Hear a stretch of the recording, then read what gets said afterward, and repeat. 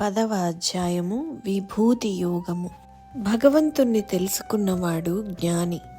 భగవద్గీత యొక్క ఎన్నో సారాంశములు మనము వింటూ ఉంటాము. అందులో ఏదో ఒక విషయం ఎంతో ఆకట్టుకుంటుంది. ఆ జ్ఞానము నియమితమైన అభ్యాసంతో చిన్న చిన్న మార్పులు చేసుకుంటూ వ్యక్తిత్వంలో, జీవన శైలిలో ఎదగాలి.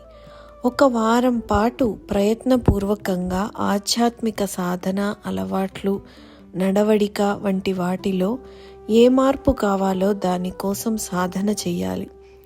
నెమ్మదిగా సమయం పెంచుకుంటూ దైనందిన జీవితంలోని కార్యముల వలె చేయాలి.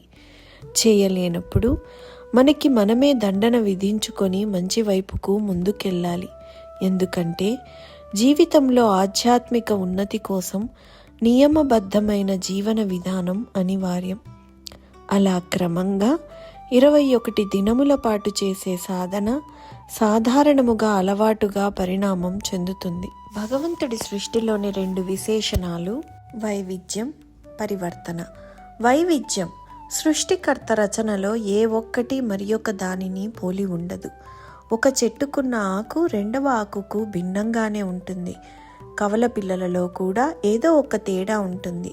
అది రూపంలో కానీ, స్వభావంలో కానీ, ప్రకృతిలో ప్రతి అంశము వేరే దానితో భిన్నంగా ఉంటుంది.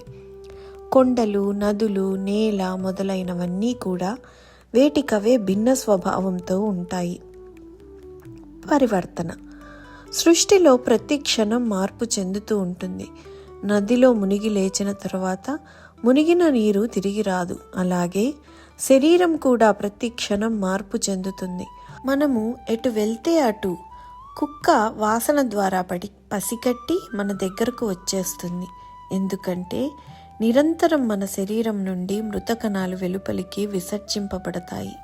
ప్రతి 3 సంవత్సరాలకు శరీరంలోని అన్ని కణాలు నశించి కొత్తవి పుట్టుకొస్తాయి. అందుకే మనమంతా ధర్మ, మత, కుల, ఆచార, వ్యవహార, ప్రాంత, భాష, లింగ ఆధారముగా భిన్నమైన ప్రవృత్తులు కలవారము.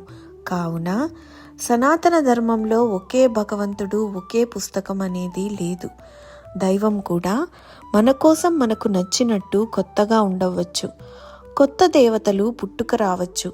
ఋగ్వేదంలో వర్ణింపబడ్డ దేవతల ఆరాధన మనం ఇప్పుడు చూడము.